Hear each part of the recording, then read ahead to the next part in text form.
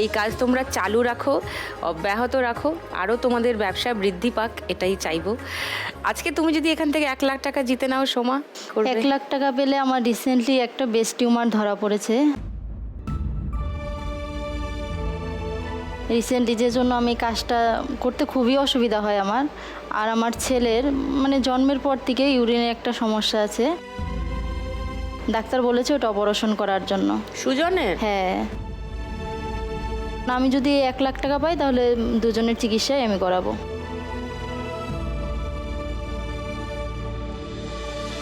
এই শো থেকে অনেকে অনেক রকম সাপোর্ট পেয়ে গেছে, তো আশা করি তুমিও পারবে। এসো খেলাটা খেলি।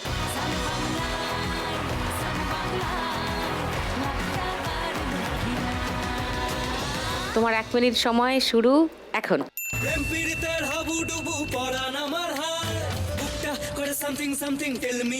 এক জায়গায় করে তারপর তোলো।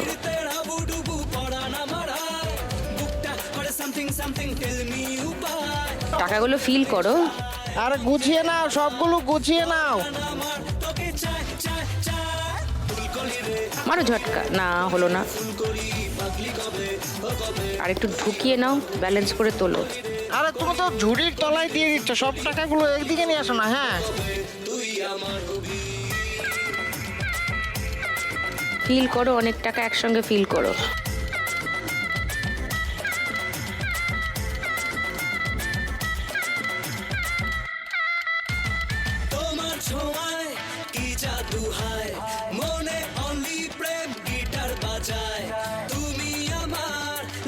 ওখানে নেই টাকা, ডান দিকে আছে আর বাঁ দিকে আছে। হ্যাঁ, ভালো করে ঢোকাও। ওদিকে নেই, বাঁ দিকে আছে। ঢোকাও, ওখানে নেই, তোমার কোলের দিকে আছে। হ্যাঁ, মারো ঝটকা। ও যা।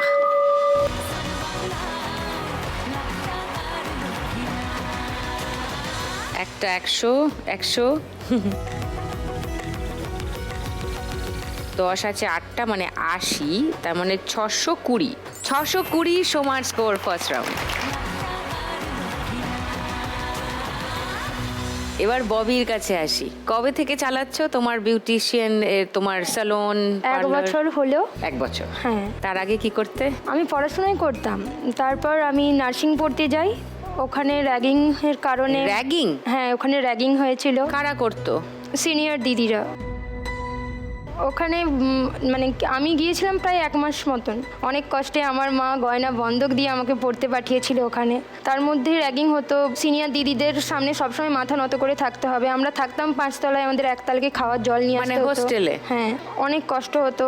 এছাড়াও মানে কোনো রকম ছিল না যে বাড়ির লোক গিয়ে দেখা করবে কিছুক্ষণের জন্য হলেও। মানে এটা কলেজের কথা বলছো না হোস্টেলের কথা বলছো? কলেজ আর হোস্টেল একসঙ্গে। তো র্যাগিংটা যারা করতো তারা কলেজে র্যাগ করতো না হোস্টেলে? কলেজে র্যাগিং করতো। কলেজে বলতে রাত্রিবেলা তো কেউ থাকতো না, শুধু আমাদের ওয়ার্ডেন থাকতো। তো কলেজের যে সিনিয়র দিদিরাও থাকতো, অন্য বিল্ডিংয়ে থাকতো, কিন্তু ওরা এসে এরকম করেছিল। সে কি? দিয়ে খাওয়ার প্রবলেম হতে মাকে বলতাম, এমনকি ব্যালকনিতে বেরোতে দিত না, কারোর সঙ্গে কথাও সেরকমভাবে করতো না। পাশে যে বেরিয়ে একটু মন খারাপ লাগছে, বাড়ি থেকে প্রথম গেছি, যে সামনে একটু ব্যালকনিতে দাঁড়াবো, সেরকম কোনো কিছু ছিল না। বাইরে ঘোরা যেত না। আচ্ছা। হ্যাঁ, তারপর হাজব্যান্ড যখন ম্যামদের বলতে যান, তখন হাজব্যান্ডকেই ম্যামরা বলেন, মানে ব্লেম দেন হাজব্যান্ডকে, যে উনি মলেস্ট করেছেন ওনার সঙ্গে। তারপর আমাকে আর আমার হাজব্যান্ডকে একটা রুমের মধ্যে লাগিয়ে রাখা হয়, বাড়ির লোককে ডাকা হয়। কেন? তো আমার হাজব্যান্ড বলেছিল, আমি যদি র্যাগিং করি, এত বড় একটা নার্সিংয়ের ইনস্টিটিউট, নিশ্চয়ই সিসিটিভি থাকবে, তাহলে দেখাক, আমি বসে মানে আছি। মোলেস্ট করে যদি? হ্যাঁ। হাজব্যান্ডকে যখন এরকম ব্লেম দিল, হাজব্যান্ড বলল, আর তাহলে হবে না এখানে, আপনারা যদি এরকম মিথ্যে বলেন, বদনাম দেন এর মধ্যেই, তাহলেও থাকবে কি করে? আমি তো আপনাদের বলতে এসেছি, তাতেই আপনি বলছেন যে আমি মলেস্ট করেছি। এইভাবেই চলে আসা হয়। তোমরা পুলিশ কমপ্লেন করলে না? আমরা অনেক চেষ্টা করেছিলাম, কিছুতেই কিছু হয়নি।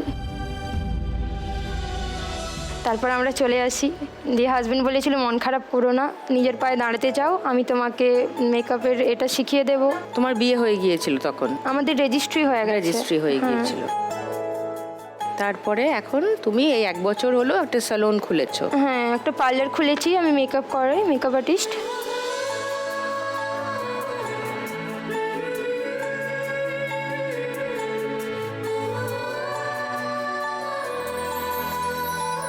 আর এছাড়াও আমি কলকার কাজ করি, থালা বাটি, গাছকৌটো, কুনকো, পাঞ্জাবি, ব্লাউজ সব কিছুর ওপরই কাজ করি। দিদি এগুলো আমি আপনার জন্য বানিয়ে এনেছি। আমার জন্য? হ্যাঁ, আপনার জন্য আমি একটা থালার সেট বানিয়ে এনেছি আর একটা ব্লাউজ বানিয়ে এনেছি। হ্যাঁ, আপনি অবশ্যই পরবেন, পরলে আমার ভালো লাগবে। এটা আমার হাতে করা। ও মা, তোমার হাতে আঁকা এটা? হ্যাঁ, আমি হাতে এঁকেছি। বাহ, নাইস, আই লাইক ইট। আর আমি টুনির জন্য একটা নিয়ে এসেছি, ব্লাউজ টুনির নিয়ে জন্য এসেছি। ব্লাউজ? হ্যাঁ, ওর সাইজে ব্লাউজ পাওয়া যায়? তো বাচ্চাদের ব্লাউজ কিনে ওকে দিতে হবে। তো তুমি যদি 1 লাখ টাকা পেয়ে যাও ববি, কি করবে? দিদি এখন আমি যে পার্লারটা চালাই ওটা আমার ভাড়ার। ভাড়ায় নিয়েছো? হ্যাঁ, আমরা তো ঘরটা? গ্রাম্য এলাকায় থাকি, তো আমাদের অনুষ্ঠানে বেশি লোক হয়, এমনি সময় হয় না, তো তখনও আমাকে অনেক ভাড়া দিতে হয়। আমি চাই যে নিজস্ব একটা ছোট হলেও পার্লার করব, যাতে আমাকে ভাড়া দিতে না হয়। তো একটা দোকান করবে। আমি একটা দোকান করব, আর যেসব বন্ধক দিন দিয়েছিলাম, মানে পড়তে গেছিলাম, তার মধ্যে কিছু হলেও মাকে মায়ের একটা ছাড়িয়ে গয়নাগাটি দেবো। সব।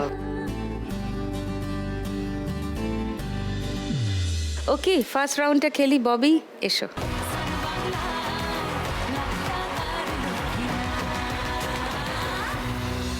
তোমার 1 মিনিট সময় শুরু এখন। তোল তোল তোল তোল, বোন বলছে তোল তোল। জড়গড় এক জায়গায় করে এই ঝাটকাটা মারো, ভালো করে তোলো। হ্যাঁ, এই পড়ে যাচ্ছে, ভালো করে তোলো। হ্যাঁ, গুড, আরো আরো আরো।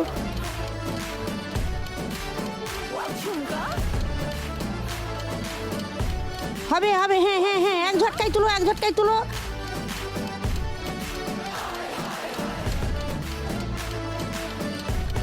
দূরে চলে গেল টাকা।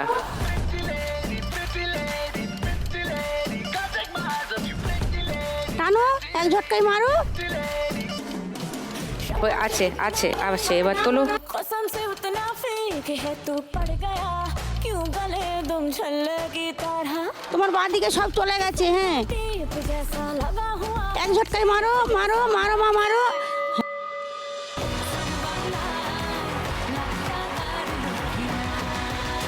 500 আছে 8খানা, মানে 4000 এখানেই। 8110, 8110।